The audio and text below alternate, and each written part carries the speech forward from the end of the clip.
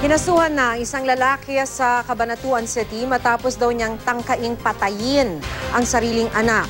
Ang 3 taong gulang na biktima nagtamo ng malaking sugat sa leeg matapos gilitan umano ng suspect. Makibalita tayo kay Von Aquino. Sa dami ng tahi at sa laki ng peklat sa leeg ng 3 taong gulang na batang ito sa Cabanatuan City, maituturing na milagro ang pagkaligtas niya sa kamatayan. Pero ang lalong masaklap, mismong ama ang gumilit sa kanya. Sino may gawa niyan? Papa. Bukod sa mga hiwa sa leeg, nasugatan din ang dibdib ng bata.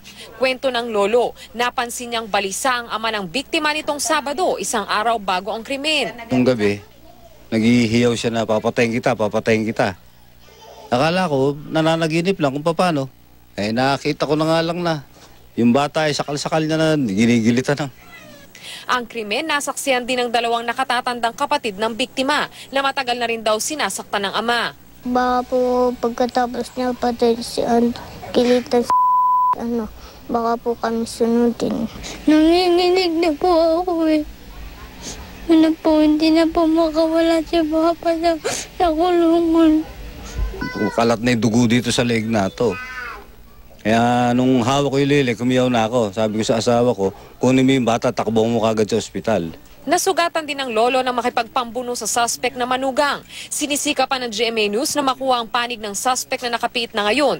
Desidido naman ang kaanak na magsampa ng reklamo. Von Aquino, GMA News.